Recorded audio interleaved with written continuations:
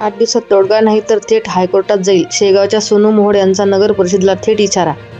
शेगाव शहरातील व्यंकटेश नगर, जगदंबा नगर, श्रीकृष्ण नगर, सुदामा नगर आणि टेकडी परिसरातील नागरिक समस्याकडे नगर परिषद दुर्लक्ष करत असल्याने नागरिक त्रस्त झाले आहेत.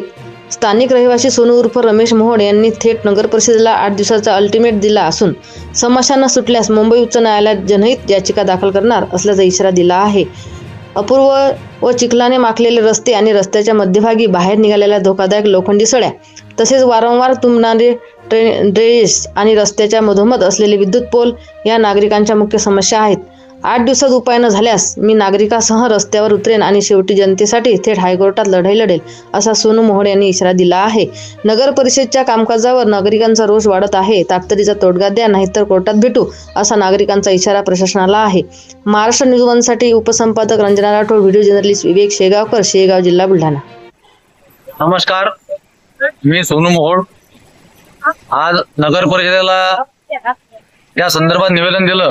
त्या निवेदनाचा प्रामुख्याने मुद्दा असा आहे की इथं जे असलेले हे जे धापे आहेत याची मागणी गेल्या किती दिवसापासून नगर परिषदेला केलेली आहे आणि त्या धाप्यामधून जवळजवळ 8 ते 10 2-2 फुटाचे लोखंडी सळईचे तुकडे बाहेर पडलेले आहेत आणि हा एक सैनिक कॉलनीकडे किंवा टेकडी परिसराकडे जाणारा महत्वाचा आणि मुख्य रस्ता आहे. याच रस्त्यावर 2 शिकवणी वर्ग देखील आहेत आणि एवढे असताना सुद्धा या परिसरात किंवा या रस्त्यावरून जाणं येणारे काही नगर परिषदेतील कर्मचारी सुद्धा आहेत. तरी सुद्धा या रस्त्याची एवढी बिकट अवस्था झाल्यानंतरही या रस्त्यावर नगर परिषद लक्ष देत नाही. दुसरा महत्वाचा मुद्दा म्हणजे टप्पा क्रमांक 2 भूगटार योजना.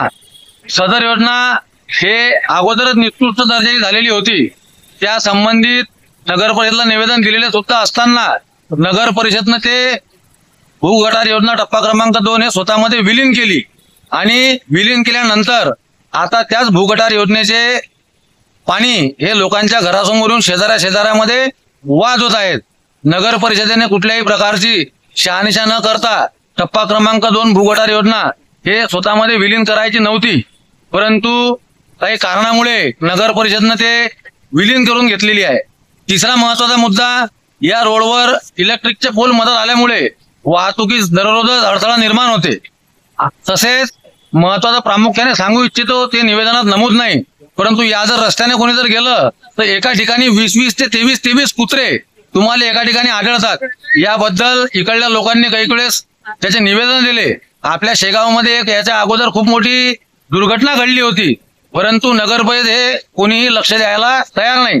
महत्वाचं आणि शेवटचं सांगू इच्छितो, ज्यांच्याकडे या शेगाव नगरीची धुरा आहे, त्यांच्याकडे आरोग्य सांभाळण्याची धुरा आहे, त्यांच्या नगर परिषद मधीलच स्वच्छतागृह हे गेल्या कित्येक दिवसापासून बंद पडलेलं आहे. जर नगर परिषद मधलं स्वच्छतागृहच जर दुरुस्त होत नसेल तर शेगावकरांनी नेमकी दाद मागायची कोणाला? धन्यवाद.